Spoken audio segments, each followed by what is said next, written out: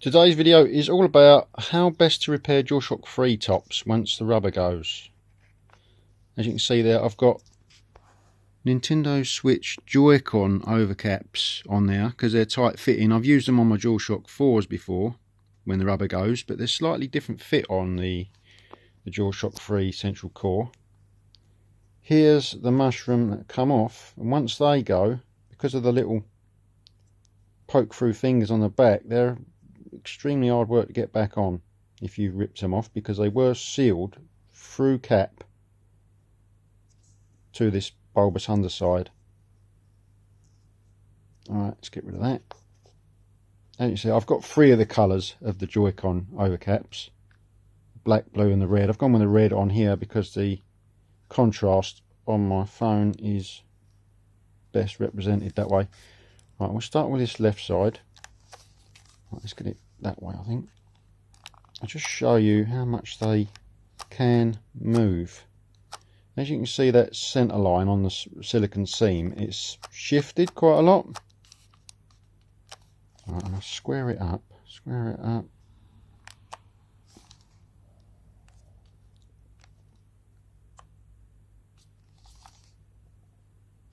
They don't like to rotate though, because they're such a tight fit. They resist rotation extremely well, which is good. But I did have an idea for cancelling the slide. As you can see on this one, that's got a broken central core. I'll show you that in a minute. But we got these rubber O-rings here. Rubber O-rings. I thought, right, if I shove that on there first, it might stop or limit the amount of movement. Let me see if I can get it on there. Limit the amount of movement on the underside. It seems to work. I think, what were these? These were 10mm diameter cores, I think, originally on a Dualshock 3. There's me. Rubber O-rings. The particular one that I tried 3 sizes, but the particular one that works best was the 9 by 2.5mm O-ring. Tried the 8x2, it's really tight, and the 10x2, that's quite lax and it slides up and down a bit too much. But the 9 by 2.5, the 2.5 thickness, wall thickness of this is just enough to interact with the cap on a Dualshock 3. Right, before I take them all off, let me just show you. This is one of the originals. I ain't got any damaged tops. See if I can show.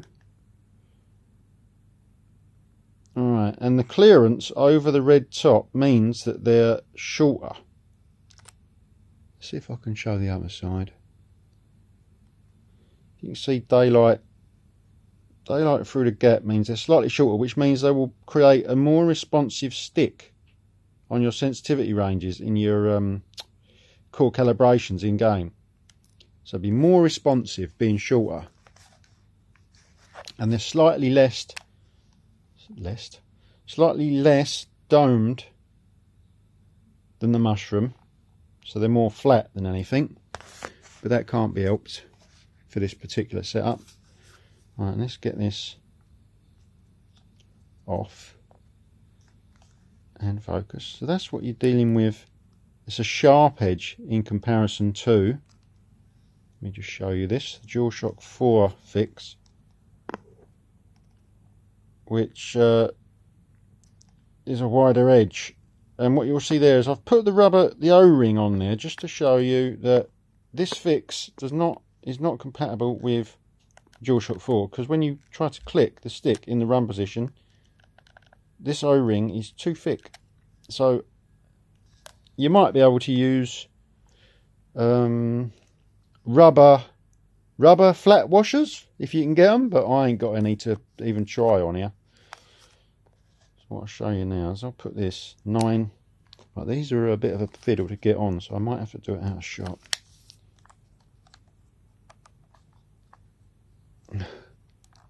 Just look over the top of the phone and it's on. Right, you don't want it to be down, you want it to be up, tight Flash is disabled. Great. Right, now the bit that we wanted the light for will have no light, because my phone has just turned off the camera flashlight, even though I've plugged it in. Oh, for fuck's sake. Right. Right, that's up to the top. And then, what cap was it? Red one. Just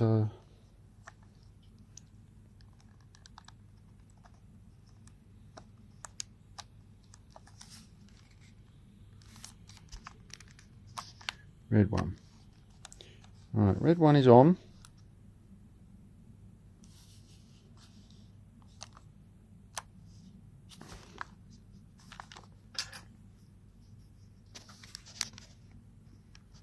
And the O-ring isn't quite in the right place.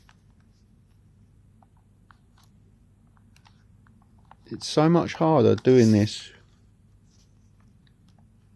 with a neck mounted camera than it is freehand. Right, there goes. Right, so it's pushed it up, and let's see how much of a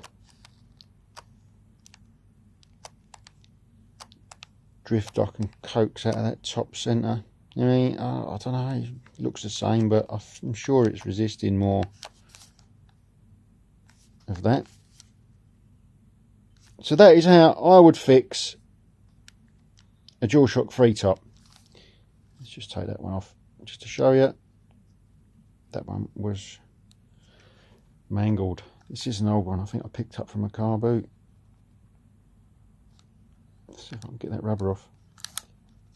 Yeah, getting the rubbers off when they're not damaged, you need some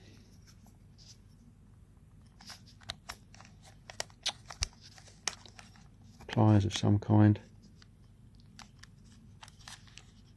Come on.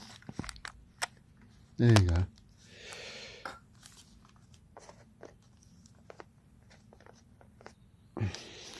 That's it.